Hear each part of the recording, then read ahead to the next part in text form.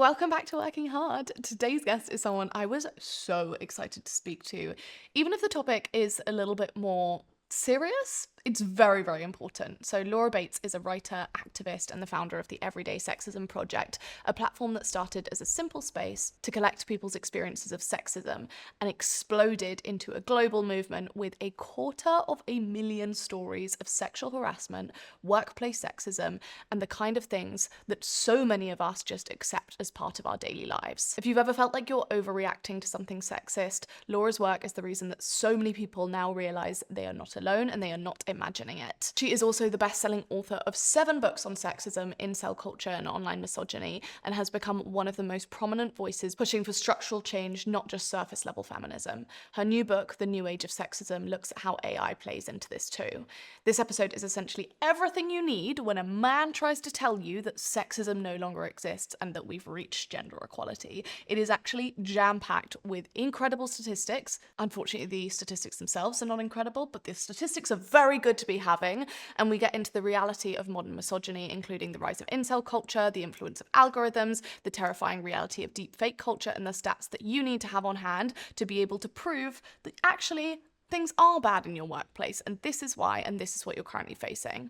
What I really wanted from this podcast was an episode that shows you exactly what sexism is like nowadays. I think so many times I have sat down and talked to someone and they've been like, oh, well, because sexism no longer really exists, or the gender pay gap no longer really exists, and therefore sexism doesn't exist, and in your workplace you're probably blah, blah, blah, blah, blah. And what I really wanted from this was for it to be something where we are able to recognize how sexism has evolved and how it is now happening in our everyday, so that we can actually be armed with the correct statistics, but also really understand what is happening to us when it is happening to us, and therefore how we can act around it. I so strongly believe, and you know this if you are here, I so strongly believe that knowledge is power, and we cannot make change if we do not know what is wrong, and we cannot make change if we do not collectively come together and know that actually all of these anecdotes that all of us have, that is data. That is data, and that is true experience, and that is therefore something that exists. It's not just like little anecdotes of stories that we all each have. It's important to be able to talk about, and I feel like from this episode, this conversation was so enlightening in so many different ways and really took my understanding of everyday sexism to the next level. And I feel like if you are actually, no, not just if you're a woman. If you're a man, you definitely need to listen to this more than the women.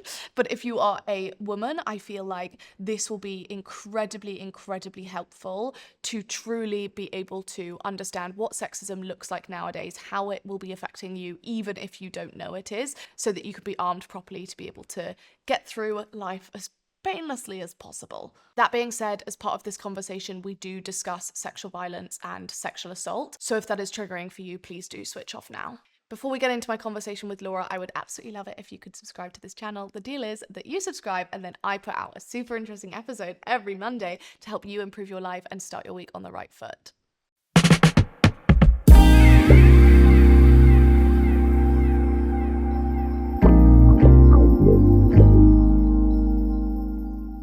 Laura Bates, are you currently more working hard or hardly working?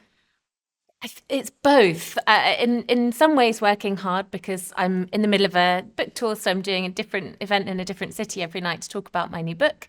But it is hardly working because it's such a joy to get to meet with readers, and it's often quite hard, sad, difficult stuff that I research. So meeting with a group of brilliant, furious, hopeful, passionate women to talk about it afterwards is kind of a real balm. And in that sense, it doesn't feel like work. Yeah, I love that. I feel like it's funny because some of the stuff that I get most invested in my mind and in the moment are both the most exhausting but also the most fulfilling. Sometimes you come out of those moments feeling like, and you have just been completely in your flow, whether it's in a conversation or like getting angry about something or whatever it might be. And you're kind of like, I'm completely zapped from that. But at the same time, I feel alive and I want to do 10 more things and all of that. And I feel like as much as possible as you can get that into your life, to me, that's what really makes work more worth it. Yes, that's so true. And I really feel I get that from other women. Yeah. That sense of sparking off each other's ideas and coming away with 1,000 new ways of thinking about something that you'd never even considered. And it kind of drives you forward as well. Yeah, and that must be so interesting in your work as well, because so much of it, yes, it's research led, but then it's also experience led. Yeah, absolutely. I mean, it really is the kind of personification of the personal is political, because when you hear so many of these stories, it fires you up and it makes you angry. But it is also data. The Everyday Sexism Project is the largest data set of its kind that exists. And so when you put those stories together, you start seeing patterns and themes. And that is it makes you furious, but it's also useful because it gives you a sense of what the problem looks like and how to fix it. And that's really important. And let's talk then about the context for everyday sexism. Can you remember when the idea first came about? Yeah, very clearly. It was 2012. I was living in London and had a really bad week where a man followed me home, really refusing to leave me alone, refusing to let me go, insisting that he would know where I lived, that, there was nothing I could do. I was a few nights later sexually assaulted on a bus by a man who grabbed me between my legs. And when I said what was happening out loud, everyone on the bus heard and everyone looked out the window. No one said a word.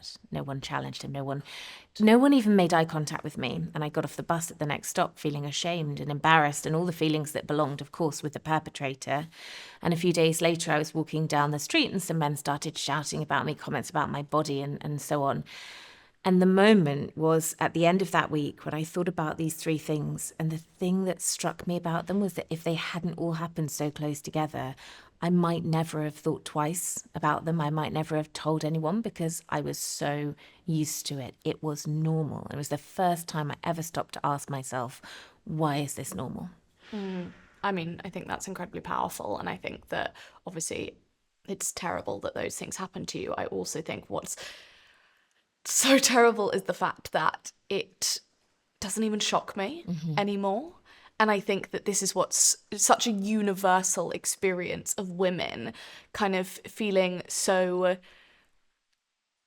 sad about something happening and also so kind of in our stride. So as you say, like if those hadn't happened back to back, you may well have just been like, oh, well, that's just living in a city, being a woman and kind of all of those things. And it's just so horrific that that is the case, and even more horrific that that is the case and it is almost expected. Absolutely. And that's not because women are, stupid or not noticing. It's because we are trained and taught from really early childhood. Don't make a fuss. It's just boys being boys. He just likes you. Don't be difficult. Don't be uptight. Don't be abrasive. Take it as a compliment. Lighten up. Get a sense of humor. You're imagining it. That didn't happen because you were a woman. Maybe you just weren't good enough. Maybe you didn't speak up enough. Or worse still, they've been asked questions like, well, what were you wearing when it happened? Maybe you've been drinking. Did you make eye contact? Perhaps you led the poor guy on. So the reason that normalization and that acceptance of it happens is because society forces us into that place. And actually it was talking to other women and girls afterwards that showed me that, because they had hundreds of stories to tell me, of course. But just like me, many of them said, wow, until you asked me directly, I've never told anyone any of these stories before because it's normal. It's just the way things are. I remember one woman who said, yeah, the guys in my workplace go to a strip club at lunchtime and take clients there. So I guess I just miss out on a couple of deals each day. But it's just, if I made a fuss about it, I'd be seen as the one with the problem. I'd be the uptight prude, There was another woman I remember who said in those very early conversations when women were being interviewed to join her team, her male colleagues used to print their photos off from the application forms and hold them up and give them ratings out of 10 across the office. But she said, if I make a fuss about this, I won't have a long career at this very and I'll be male-dominated shut out firm. and siloed and kind of seen as the one who ruined all the fun or whatever it might be. Yeah, the one that couldn't take a joke because everybody else laughs it off. So and everyone else isn't impacted by the joke. It's not kind of, when you have something that's so weighted in a kind of misogynistic sense, if you are the minority by being there as a woman, it, not only are you the one who, if a man kind of whistleblower and said, we shouldn't be doing this, then they're just ruining all the fun. Whereas if it's a woman, they're ruining all the fun and it's just boring because we've got to go back. Come on, men are always meant to be in the workplace having fun and just don't, boys will be boys type thing. Yeah, and they're probably a feminazi, harpy, ball breaking, man hater. Like Yeah. that. No all wonder that they haven't got weight laid, gets assigned to know, them. like yeah, that, exactly. that They're probably classic, just like, on their period. Exactly. God, it's so insane. And like, what's most insane about this, I find, is that every time anyone tells me a story like this, I think of, in my head, like 100 times that friends have told these types of experiences. So whether it's something on public transport or in, you know, out in the world, and then they've thought instantly, what was I wearing? Like, could it have, you know, I shouldn't go around wearing XYZ, or like whatever it might be. Or on the other side, the workplace thing, that instantly made me thought of the fact that I remember going to someone's birthday a few years ago, and there was someone there who I'd known from school, a guy who I'd known from school, and I was like, how are you? Like, how's work? And he was like, yeah, it's great. It's such a good culture at my workplace. And I was like, oh, amazing. Like, what's it like?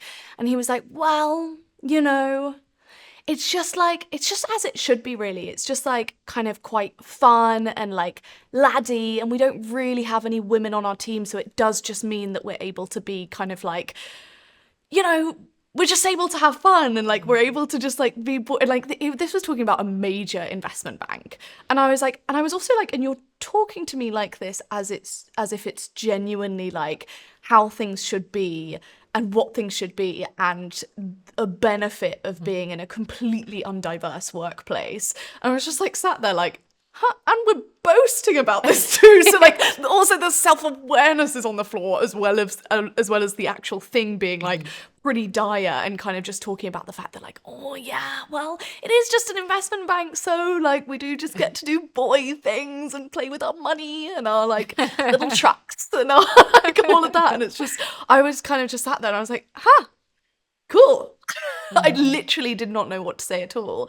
And it's just so, it's wild that this has been so many women's experience for so long. And also it would have been much worse, even like, you know, we talk about statistics like the fact that in the 1980s you couldn't even have a bank account if it wasn't co-signed by your dad or your husband, or like whatever it might be. It's really not that long ago, so the amount that we've had to undo in that time is kind of crazy, but also the amount it's taken us all of that time to undo, because for so long we've taken things as standard. So we've increased the amount women are in the workplace and earning and contributing, quote unquote, to society in like financial ways, by being in the workforce, all of these different things. And yet we've just taken the like, we're like, oh well, we can't have everything, so I guess we're just gonna have like a boobs grabbed on the tube sometimes as like a penance for wanting to be able to be financially independent. And it's just unbelievable that we're still here. Yeah, I think that a lot of people don't recognise the sheer extent of how bad gender inequality remains, the sheer extent of sexual violence, of male violence against women and girls in this country. There is so much happening that people aren't aware of, and yet there is a general perception of sexism doesn't exist anymore. Women are equal now, more or less. You girls have got nothing left to complain about. And those are things that you hear quite often. Yeah, and what I really want from this episode, when we were kind of briefing this with the team and really thinking about like what we wanted to get out of this, because you've done so much incredible work, is we wanted an episode where people could go on their walk and come back genuinely feeling like they were armed with a plethora of both statistics and experience and all of this to be able to use next time someone says gender equality doesn't exist anymore, or it's just about gender equity and we've balanced that out by doing this, that and the other.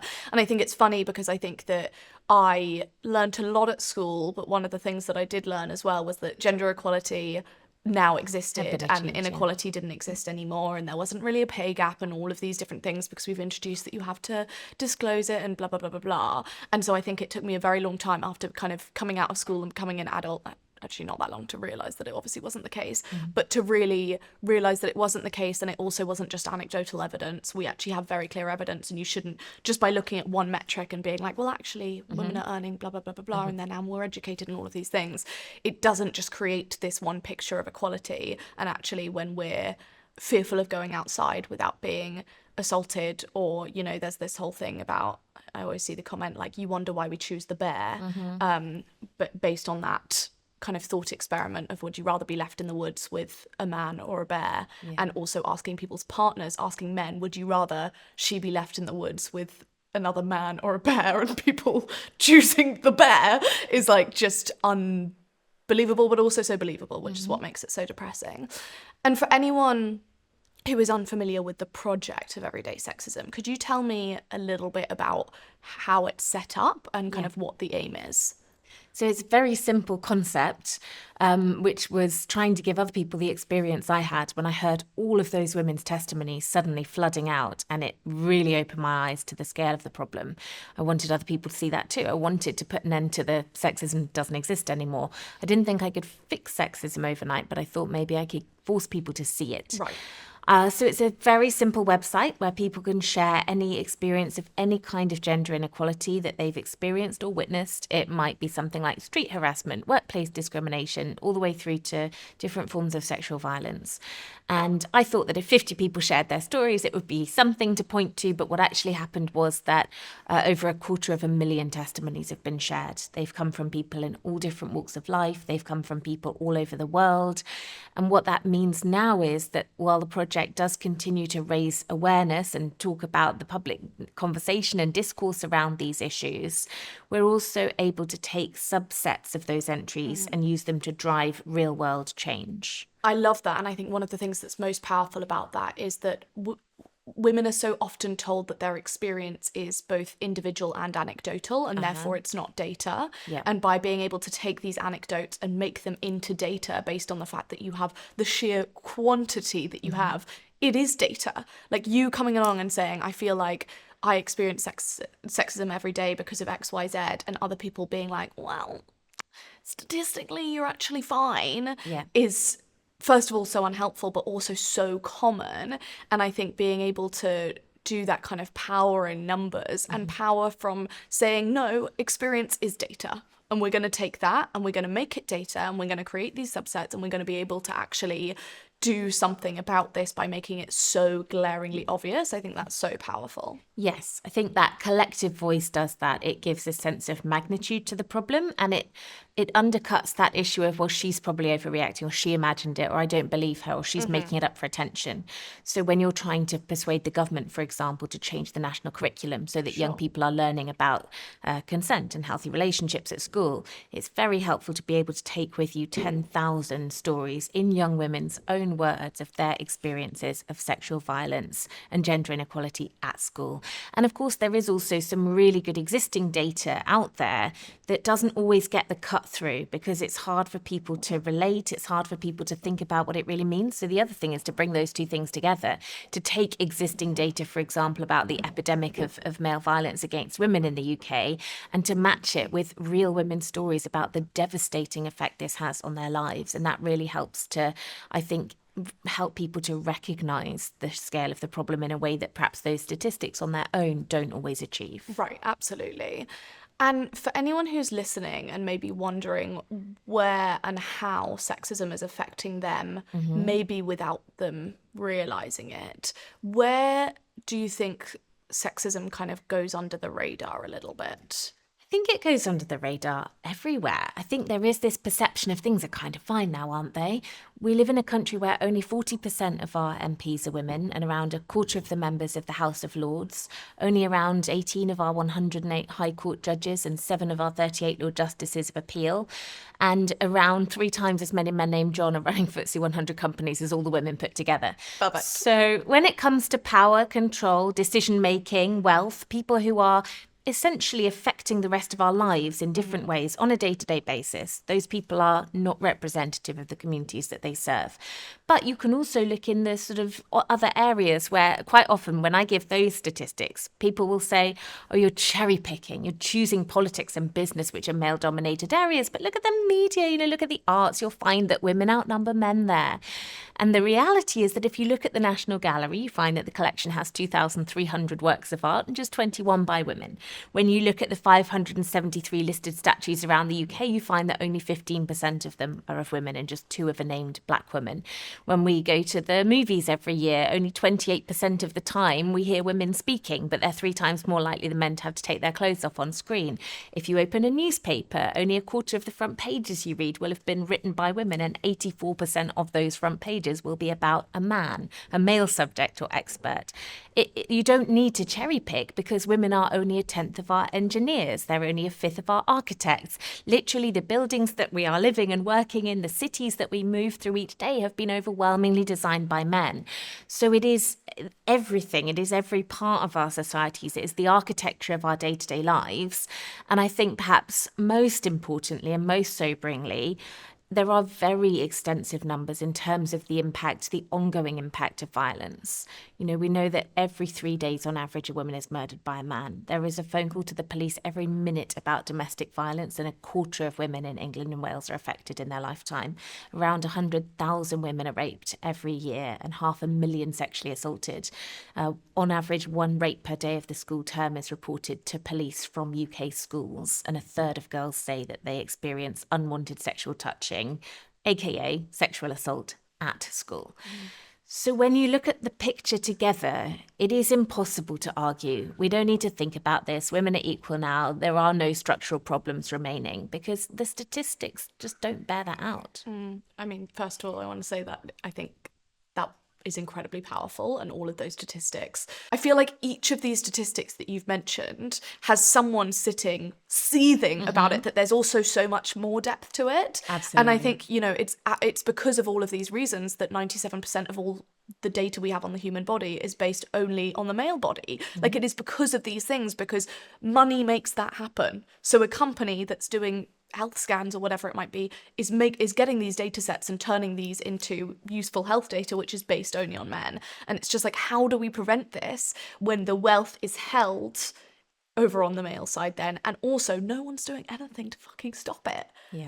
Yeah, I mean, that is exactly what my new book is about, is the fact that what we're then doing is building a new world that is inextricably intertwined with the inequalities and the discrimination of our previous world. And instead of increasing diversity, instead of improving things, we're not just rewriting and recoding bias into this AI-driven future, but we are actually amplifying the bias. And you're right, it becomes a complete vicious circle. We know that when women apply for venture capital funding, specifically for AI firms, there's 6 times less funding going to them than it is to male-driven, male-founded firms. And what that means then has a devastating real-world impact on women's lives. You mentioned healthcare, which is a great example of this. So, for example, in healthcare, AI has been used to identify cancerous cells in kidney cancer in blood tests, but it's half as likely to detect the cells in women's blood samples as it is in men's, for exactly the reasons that you've just described. Or, in fact, if we're thinking about where that money goes and where the money comes from, we have a $17 billion global gender credit gap, and yet big global financial services firms are using AI already, AI tools, to determine who should be given credit, who should be allowed loans, which we know actively discriminate against women. And when we think, okay, we can change this, we need to get more women into the room, we need to get more women into these positions of power, well, guess what? 99% of Fortune 500 companies are using AI in their recruitment processes. And what we know that AI does is it actively discriminates against women, because what it is designed to do is ingest vast amounts of data and then guess at what it hopes is the most likely possible result that they're looking for. So what they'll say to big firms is, we can whittle down this pool of 3,000 applicants. You haven't got time to wade through them. We'll tell you the 50 people to interview. And the way that we'll do that is not just picking the best CVs. We're going to work out the people who are the best fit for your company, which sounds very appealing until you wonder, why, how are they going to do that? And what they're going to do is they're going to look at the CVs of all the people who already work for you and who is successful at your company and who's sitting in the C-suite. And then, surprise, surprise, they're going to replicate that by looking for probably white, privately educated men. And then the companies will say, don't worry, we can just turn off the gender and the race. We'll make it gender blind. We'll make it race blind. Problem solved. But of course, what the app then does is it's going to start finding proxy ways to discriminate. So it will look for the word netball in CVs and realise that not many people working high up in that company were on their school netball team. Nothing to do with gender, except that of course it is. Or it'll start weeding out CVs that have the names of historically black US colleges on them. Because when AI tries to replicate and to guess at the best possible answer, what it's doing really is eliminating outliers. And eliminating outliers is the exact opposite of what our society needs. It makes me want to cry and also like laugh. It makes me laugh when people rely on that statistical argument, because no statistician would touch that with a barge pole. Like, do you honestly think you can argue that there are almost 3 times as many men named John who are qualified and going to be good at leading FTSE 100 companies as all the 30 million women in the country? Like, that's terrible statistics. If you believe that there is no bias going on here, and at present we have a level playing field, and what you and I are talking about is unfairly giving women a leg up so we'll get less qualified women. Sure.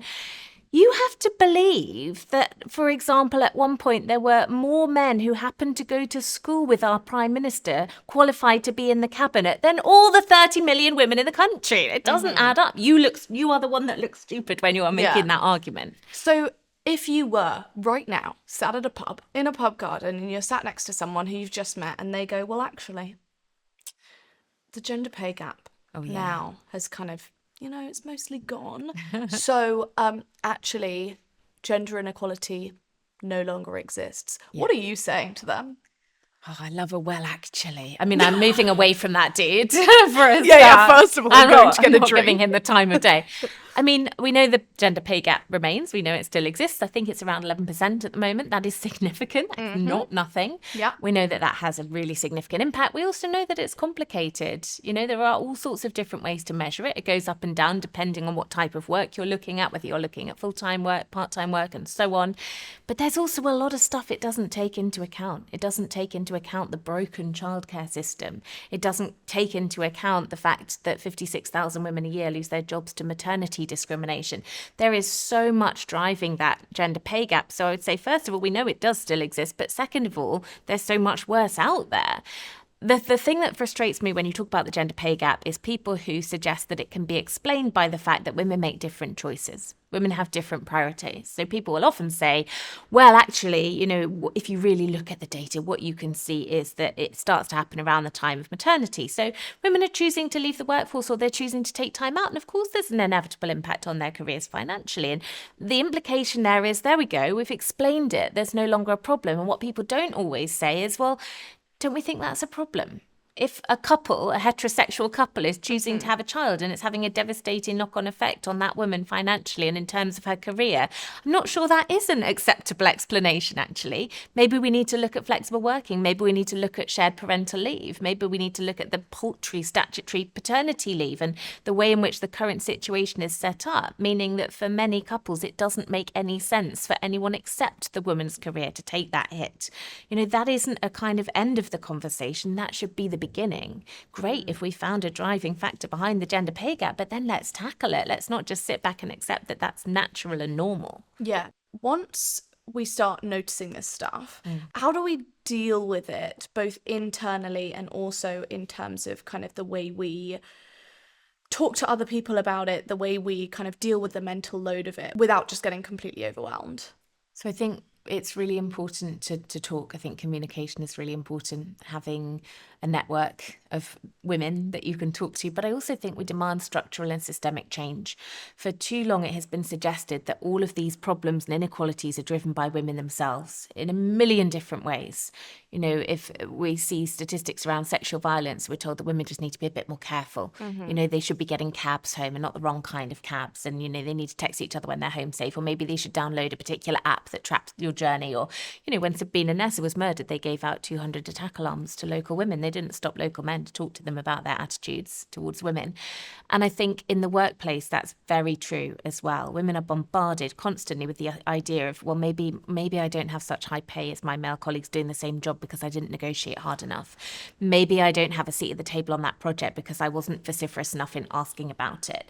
And women are encouraged to think that because we send them on assertiveness courses and we teach them that they need to actually lower their voices a bit, and then they'll be taken more seriously. We'll do everything to suggest that women themselves are the problem, when the reality is that that is absolute nonsense. It's the systemic structures of the world that they're working in. So when it comes to the workplace, I think we need to be strong, and this is something we can demand collectively, particularly, about demanding policies, practices, and structures that work for us. This is not about telling women just to step up or to lean in, because what we do know is that when women do that, they're treated worse as a result.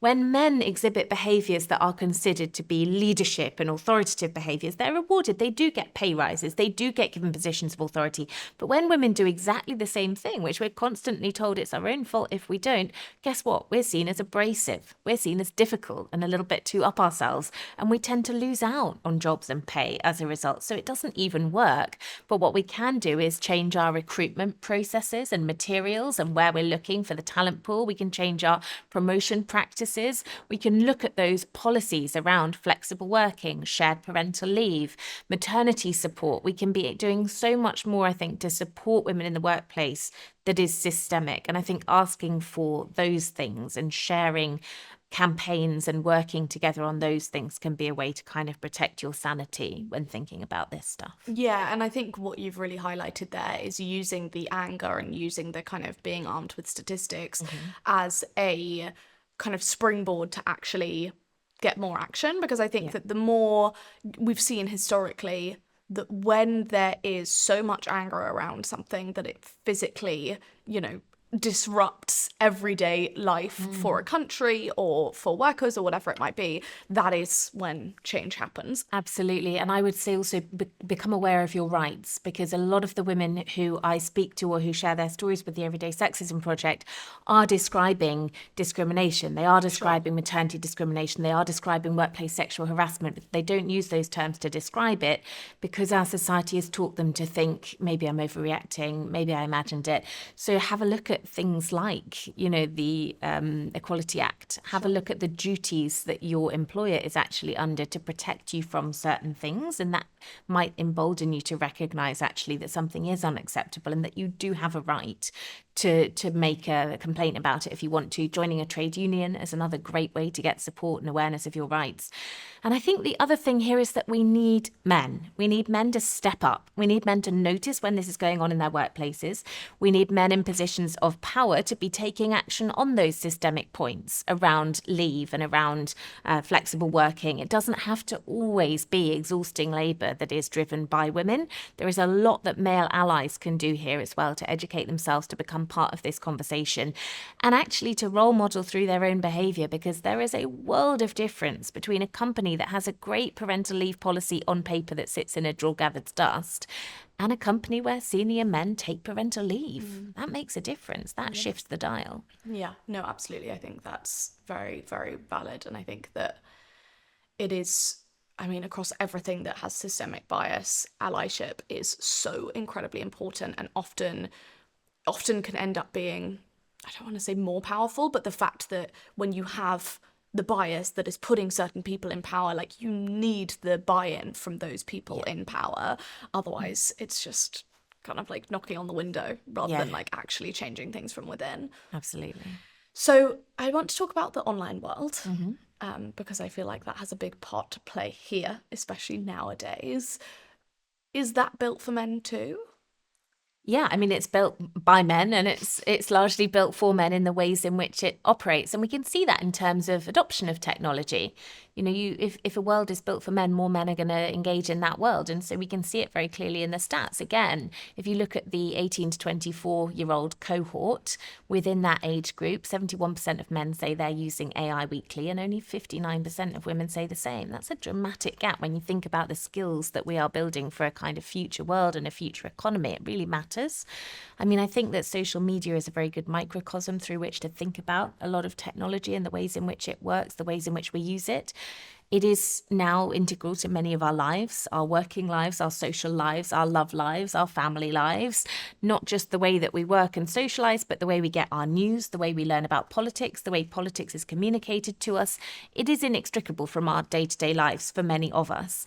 And yet, from the early days of social media, before we reached that point, women have been raising the alarm, particularly Black women raised the alarm about inbuilt bias, about the inefficacy of these spaces in terms of abuse, in terms of threats, in terms of racism and misogyny, that really had a significant impact on women and marginalized groups using them. Those voices were largely ignored and brushed off, and we now have a situation where social media is so enormously powerful, so integrated in our day-to-day lives, and so profitable that it is almost impossible to compel those who run and profit from it to create the substantive foundational shifts we would need to see for those platforms actually really to be safe and enjoyable for women and girls to use. So how do you think that online then is making more men sexist? Because I do think that like one of the things I'm thinking about a lot at the moment is this polarization, not just between everyone, but between especially young men and women and young boys and girls in terms of their belief systems, in terms of what they stand for, all of these different things. It feels like 10 times more terrifying a time to be a teenage girl, for example, than it was even when I was a teenage girl. How is that happening, and how is online contributing to young boys and young men becoming more sexist? It is a form of algorithmically facilitated mass radicalization. We know this. We have the statistics to demonstrate this. For example, if you set up a TikTok account and you tell it that you're a teenage boy, on average, it takes 17 minutes before the first piece of extreme misogynistic content will be promoted to your feed. And this is something people don't understand. They think that inherently teenage boys must be going looking for this stuff. There's something inherently misogynistic about them. Of course there isn't. Of course there's not. It's coming to them. They don't need to go looking for it because content promoters have recognized that the algorithm has recognized that this type of content is profitable, partly because it gets people excited and it gets people passionate and it gets people commenting and sharing and liking, but also partly because every metric that we have shows that what keeps people watching for as long as possible, keeps eyeballs on screens when it comes to social media, is increasingly extreme content. And it's not just TikTok. That's why across social platforms, gradually increasing the extremity of what's promoted to people is what the algorithms are ruthlessly trained to do. They're not promoting the best quality or the highest relevance in their content. They're just trying to get people more and more hooked in with extreme and increasingly extreme content. What that means is they were never designed as mass radicalization machines, but that is the unintended consequence and side effect of what we're seeing. And the scale of that, I think people still don't necessarily understand. Of course, there's always been misogyny. Of course, there's always been backlash. But what we are seeing now is on a scale we've never imagined before. If you look at just one extreme misogynist, if you look at just Andrew Tate, who is very much the tip of the iceberg, he is one of millions. But if you look at his content and you look at just one social media platform like TikTok, for example, alone, his content there has been viewed 11.4 billion times, more than the number of people on the planet. And that's why, for the first time in history, what we're seeing with all of the big attitude surveys that are done around public sentiment, although there has always been misogyny and there have always been regressive attitudes towards women, it always used to be that whenever they did those surveys, the cohort with the strongest views about those sorts of things were the oldest cohort surveyed. Now, for the first time in history, again and again, what we're seeing is that those most extreme misogynistic, regressive views about women are most powerful and strongly held in the youngest male age group surveyed. And that is so worrying. Yes. Shit. I feel like we're definitely going in the wrong direction. I just don't know how we get anywhere positive from here. Like when our attention is being vied for by these billion-dollar companies, and they're winning, but they're not just winning with funny little cat videos. They're winning with content that leads to extreme misogyny, racism, violence, all of these things. It's like, where do we go from here? Yeah, I mean, you're absolutely right. That is exactly what's happening. And you're also so right that teenagers are uniquely vulnerable to this. They are vulnerable to grooming and radicalization. And that is what we are seeing happening to teenage boys just at the moment when they most need support, particularly around their mental health. I mean, part of what we do, I think, is we start describing it for what it is. We describe it as radicalization and grooming. We don't describe it as controversial influences. Right. Partly it's about recognizing that we need regulation. We can't fight this on our own. There's a lot of focus on what should parents be doing, what should schools be doing. And that is absolutely all very well and positive.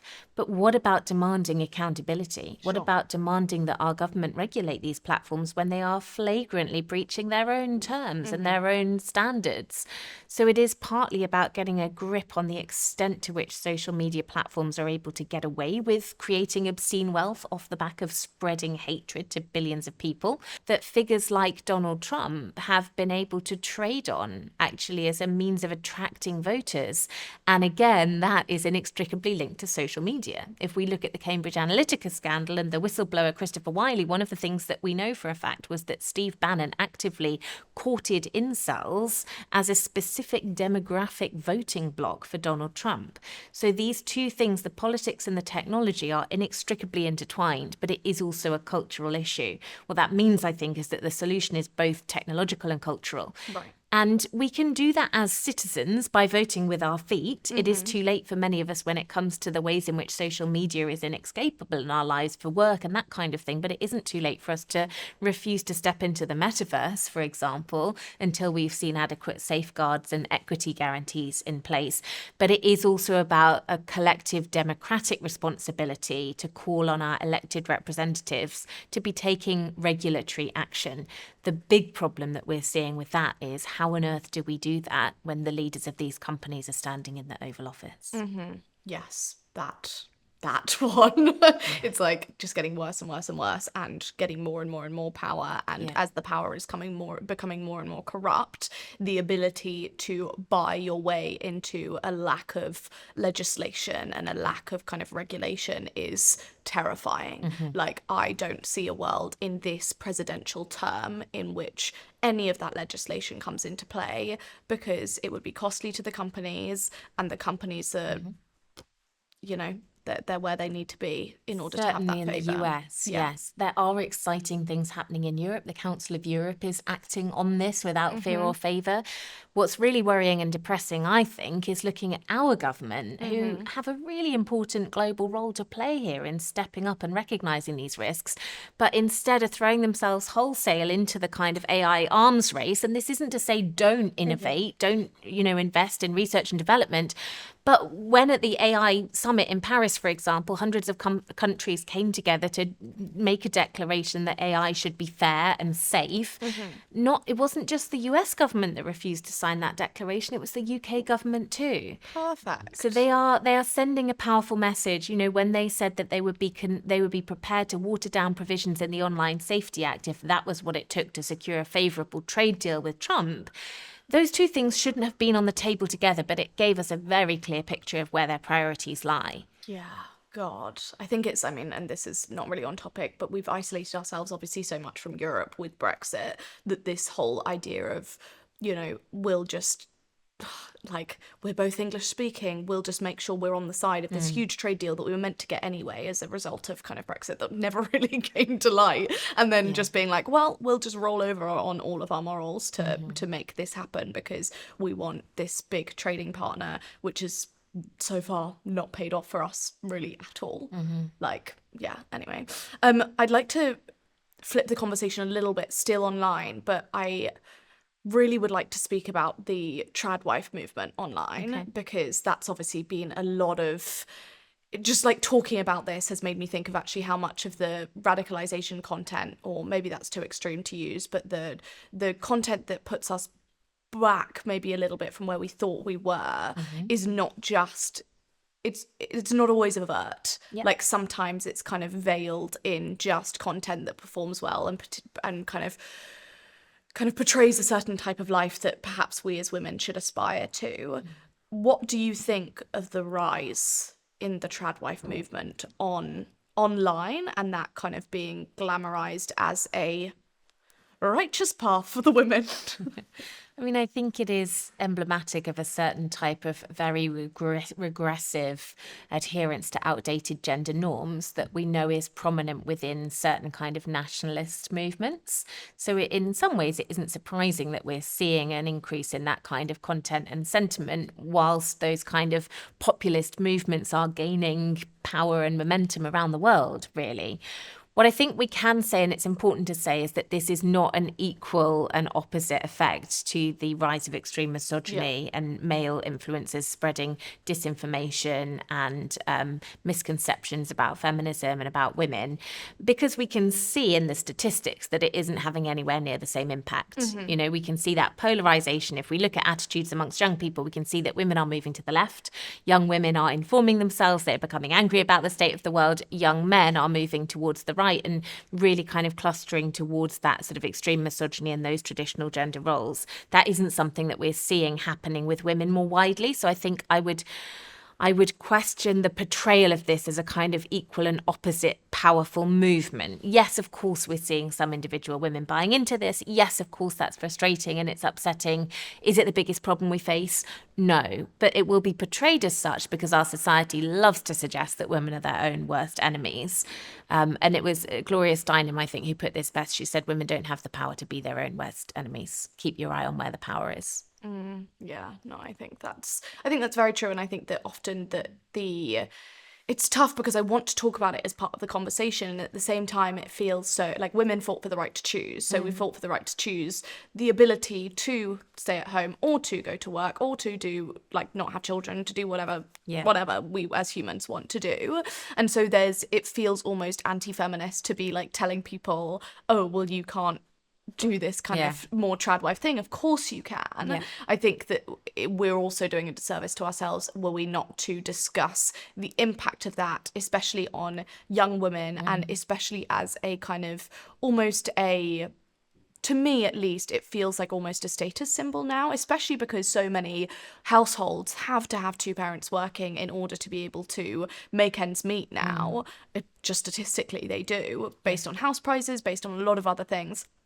I think it's almost becoming this status symbol to be this. I mean, it always has been a status symbol to some extent to be a stay-at-home mum. But I think that more and more so, it's definitely going into this, like, this is what you and women should aspire to as like a made it type lifestyle.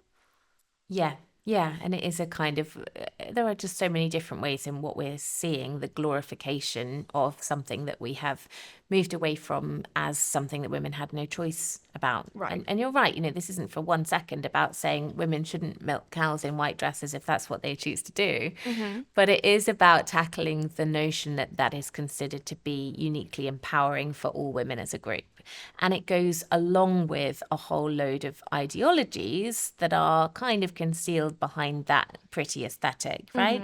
So it's not just you should milk a cow in a white dress, it's you should milk a cow in a white dress and you don't need to look after your money. Your husband can do that. You should trust him. Men and women are different and they have different roles in society, and that's natural and it's right and it's the way that, you know, these things were meant to be. And suddenly you're kind of straying into a whole load of very, very regressive, outdated ideas.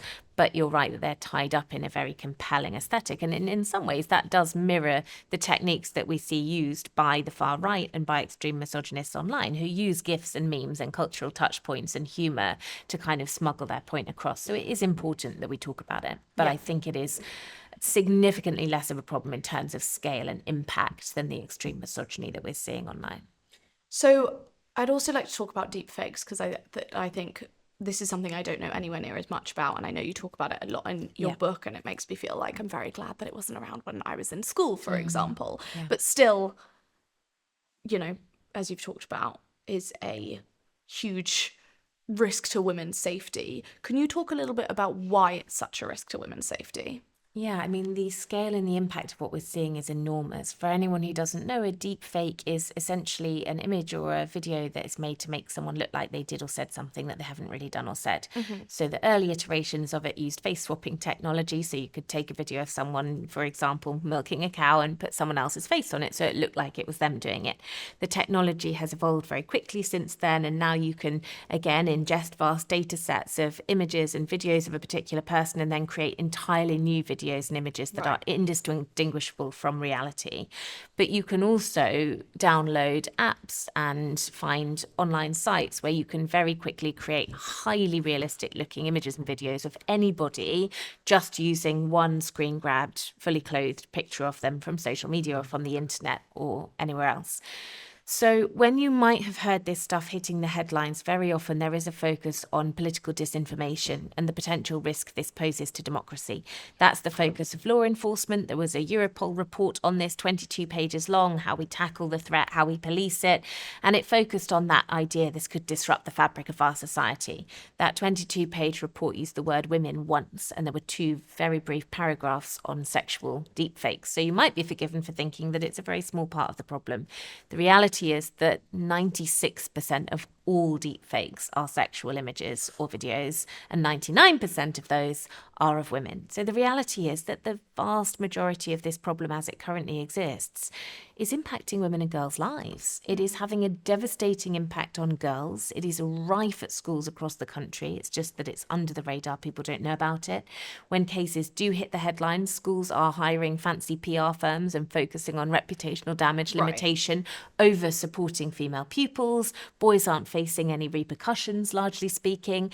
People are acting with impunity. There are entire sites with hundreds of thousands of users where you can request deepfake images of any woman that you know. And it is giving men a sense of entitlement, not just to women and to their bodies, but to their fantasy of them made real, made flesh in front of them. And the implications of this are really significant. For example, the man who was arrested and convicted of plotting to rape and kidnap Holly Willoughby, the TV presenter, had 200 deepfake pornographic images and videos of her on a hard drive at his home. We're seeing politicians subjected to this, female politicians. For example, there were 30 high-profile female politicians, and a website hosting hundreds of deepfake of them in the UK was viewed 12.3 billion times. It has a devastating impact. What we're seeing is that the fact that the images are synthetic doesn't really make much of a difference in terms of the effect. It's just so, I mean, it sounds incredibly difficult to police and have laws around, but it also feels incredibly urgent to have those laws around. It is urgent, and we are moving forward in terms of the laws. So the UK has said it intends to make the creation and distribution of these images illegal, of sexual deepfakes illegal. The problem is what that will look like in practice, because by the end of this year, we're on course to see 8 million new deepfakes created, and referral links to the sites that host them have increased 2,000% on social media platforms over the last year. So what is that going to look like in practice? Is it actually going to have a deterrent impact? Because at present, there are thousands of these websites that are local, where local women are named and requests are made for images of them, their addresses are shared alongside them. This is having a devastating impact on women's lives, on their careers, on their families, on their mental health. One young woman I interviewed for the book had developed PTSD after having an experience with this. You know, it has a devastating effect on girls in school who you see dropping out, leaving school altogether after these images created by their male peers are circulated on WhatsApp groups or on social media. It's having a devastating effect on female teachers who are falling prey to it themselves. And we need to get to grips with it. We need to recognise that it's not just about criminalising and kind of taking down the images. We need to have a preventative lens instead. How can we stop this happening in the first place? Why are these apps so readily available to teenagers to download for free? Why is Google making them so easy to find in its search listings? Why are the app stores hosting them? Why is, for example, Visa or Stripe allowing the transactions to pay for them to go through their platforms? So there are a lot of pressure points here if we chose to use them, but largely speaking, it's gone ignored and under the radar because it is just another evolution of abuse against women and girls that we are so inured to. Yeah, it feels like what you've told me about it, it feels so urgent. It's just something that needs to be dealt with now, and it needs, like, the impact of that, you know, legislation takes a long time to go through, but they manage to do it when they need to.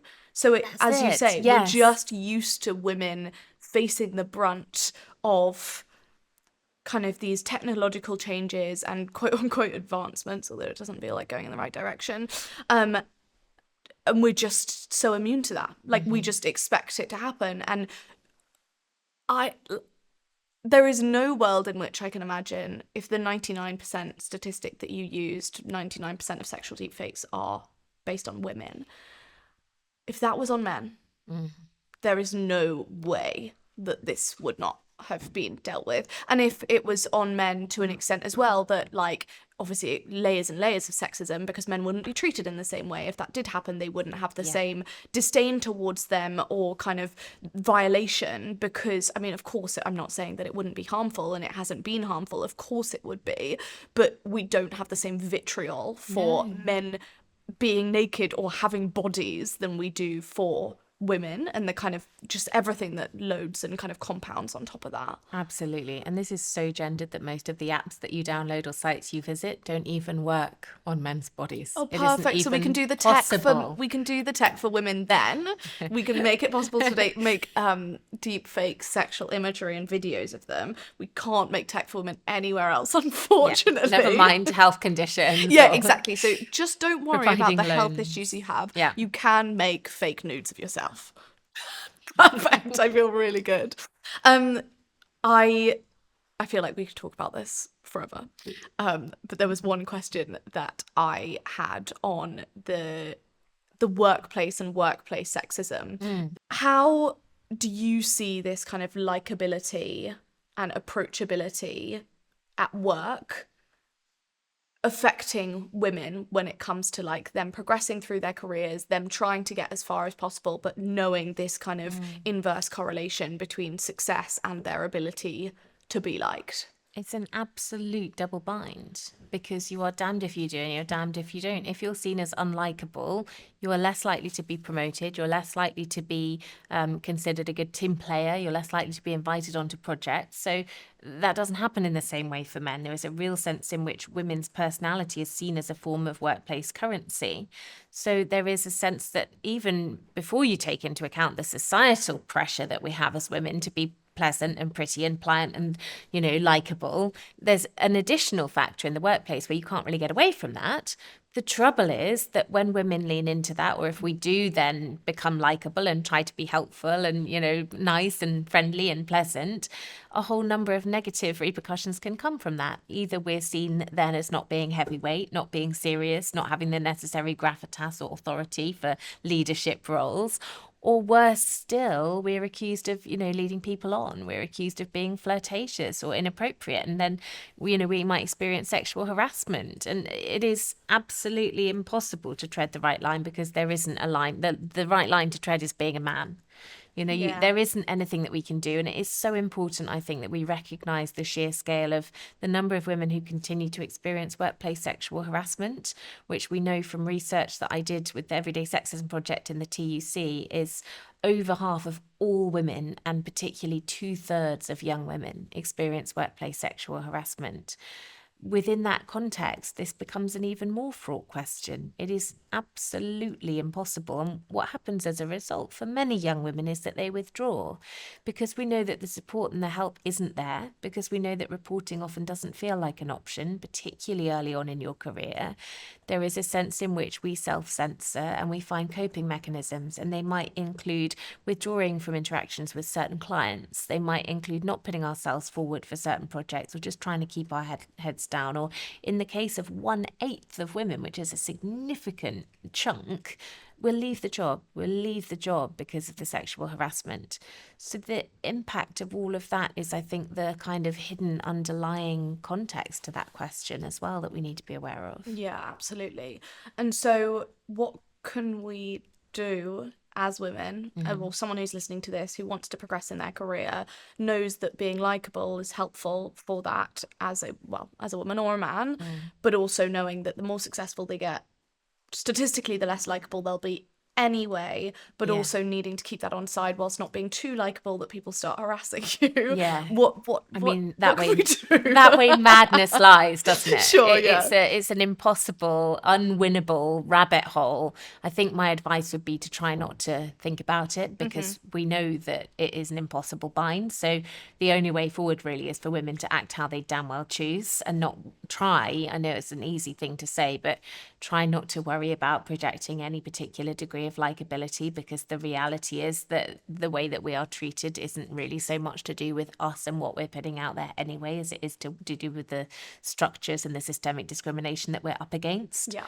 I think that I would suggest banding together where there are particular issues that can be identified. Reporting them as groups can be really useful. Recognizing that actually documentation can be really good as well, particularly if there are kind of low-level instances of repeated sexism, microaggressions, the kind of thing that it feels too small to report in and of itself. Actually keeping a record of what's said, what's happened, keep emails, keep communication, make a note of who said what and who was present at the time, so that you will end up with a dossier of evidence if it should be something that you choose to make a formal complaint about, and that can be helpful to show the cumulative effect. Yeah, right. That is incredibly helpful. And before we wrap up, I would love to know, maybe on this topic, I feel like would be super helpful, what you would say is the best piece of advice that you've ever been given. I think recognizing that you are never as alone as you think you are. And that has a million different ways in which it resonates and it matters. Because once you realize that you're not alone, you realize a whole host of other things as well that come from that. You realize that it wasn't your fault. You realize that you weren't asking for it. You realize that you haven't done anything wrong. You realize that you are supported, that there is a community out there to catch you. You realize that there's strength in numbers, that stepping up and standing up to this stuff together can be easier and less scary than doing it on your own. But I think most of all, you realize that it is not and never was your fault. And there is something incredibly empowering in that. Yeah. Well, thank you so much. You have been absolutely incredible. And the aim of getting this to be an episode where people feel armed and ready to tackle the world and be angry about it, but be kind of feel like they have the backing of the statistics, I feel like has well and truly been achieved. Thank you. Thanks to your amazing knowledge and all of your work. So thank you so much. Thank you.